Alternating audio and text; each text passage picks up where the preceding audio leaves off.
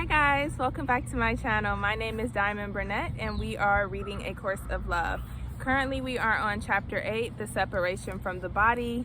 My phone might die while we're reading this today, but that's fine. We'll just see how far we get. So we ended off on verse 5 yesterday. I'm going to go up to verse 3 to just give some type of context, and yeah, let's keep going. The communion, communion is union that we speak of here as being the highest level, though in truth, no levels separate union at all.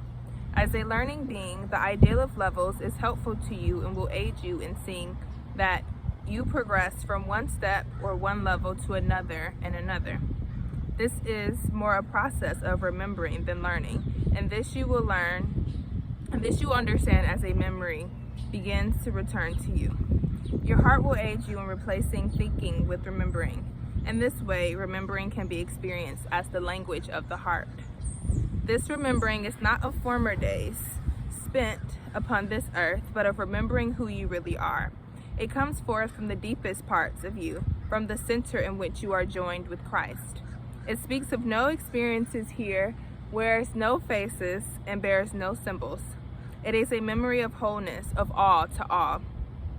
Many emotions as well as thoughts will seem to block your way to the stillness in which the memory can be found. Yet, as you have seen again and yet again, the Holy Spirit can use what you have made for a higher purpose when your purpose is in union with that of Spirit. And so for me, that's showing that, the Holy Spirit can use our jobs, the roles that we have labeled ourselves or given ourselves. What else? Just job keeps coming up, like our job, our career, where we decide to move, what we decide to do. That the Holy Spirit, if we give that up to the Holy Spirit, if we give that up to Jesus, those things, those ideals, those dreams, those roles, those jobs, their purpose can then be joined in Spirit. Their purpose can be in union with that of Spirit. We will thus examine a new way. Even relationships, right? Friendships, relationships, it's the same thing. Like, give those over so that they can be not based in lack, not based in not knowing our own self-worth, not based in trying to get or trying to accomplish something, but given to Spirit, and then their purpose is, divine union. It is that interdependence. It is that reverence. It is that healthy reciprocation. So let's keep going. Verse 5.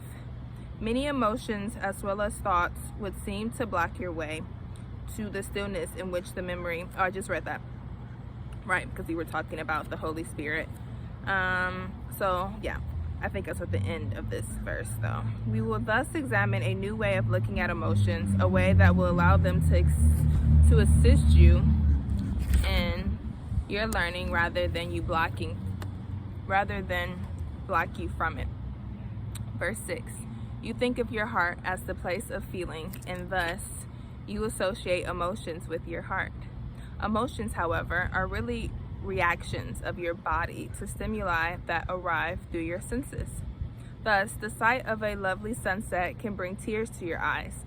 The slightest contact between your hand and the skin of a baby can cause you to feel as if your heart overflows with love. Harsh words that enter through your ears can cause your face to redden and your heart to beat with a heaviness you label anger, or a sting you would call shame. Problems that mount up and seem too much to bear can cause what you call emotional turmoil or even a nervous breakdown. In these situations, either too many feelings are going all at once, or all feeling is shut down all at once. As with everything else in this world, you strive for a balance that allows your heart to beat at one steady pace, for one emotion to surface at a time, for feelings that you can control. Sometimes, when you don't know what's going on, or when there's sometimes even emotions, like you can feel something, then feel something else, and feel something else. It's like, oh my gosh, it feels so overwhelming. And so then we try to label these emotions. We try to label like, no, it has to be this one thing, when sometimes like it's so nuanced. It's so there's many things that feel that is happening. And yet you feel controlled by your emotions, controlled by your feelings, emotions that seem to have life of their own, and a body that reacts to all of it in ways that makes you uncomfortable, anxious, ecstatic, or terrified. Verse 7. None of this speaks of what your heart would say to you, but masks the language of the heart and buries stillness deep beneath an ever-changing milieu of life lived on the surface, as if your own skin were the playground for all the angels and demons that would dance there. What you will remember is replaced by memories of these emotions, so many that they could not be counted even for one day, even by those who claim to have them not. It is not your thoughts to which you turn to bring your evidence for your resentment, ammunition for your vengeance, pain for your remembering. It is to your emotions, those feelings that you would say come from your own heart.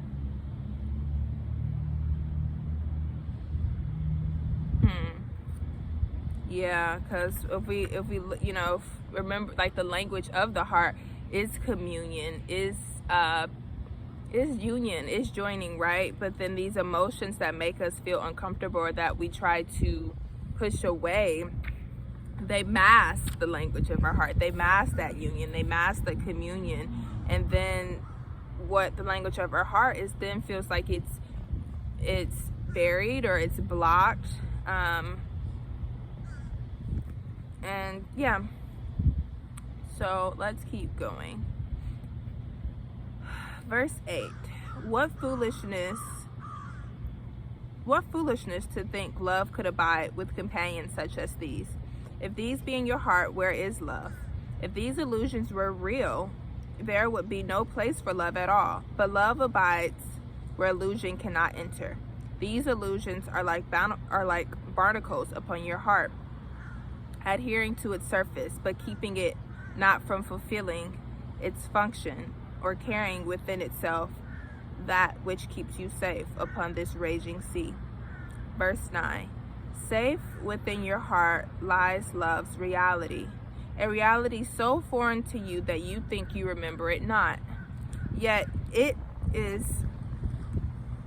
to this reality we head as we travel deep within you to the center of yourself, our heart. Okay. Even those of you whose perceptions remain quite faulty know that there is a difference between what lies on the surface and what lies beneath. Often the surface of a situation is all that is seen, the surface of a problem all that is recognized, the surface of a relationship all that is known to you. You speak openly of these levels of seeing, recognizing, and knowing, saying often, on the surface it would seem like. And this observation is often followed by attempts to see beneath the surface and to find causes, motivation, or reasons for a situation, problem, or relationship. Often this search is called seeking for the truth.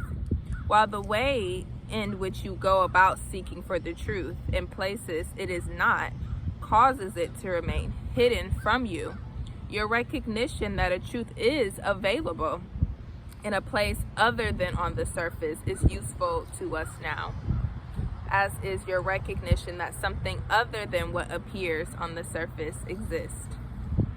So this is reminding me too of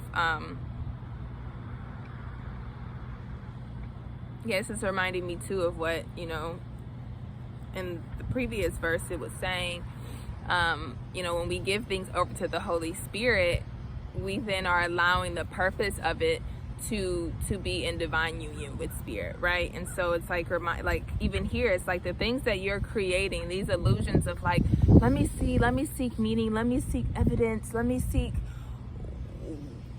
what on the surface is showing me, and we're trying to see,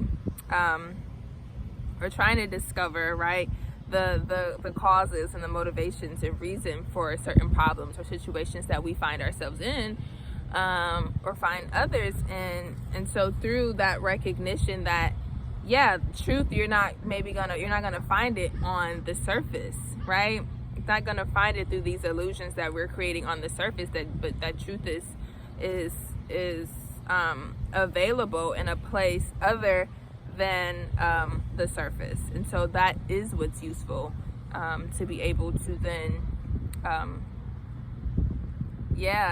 to begin to attempt to look behind the surface, below the surface, and to reach further, than just the mind, to go within the heart. And so that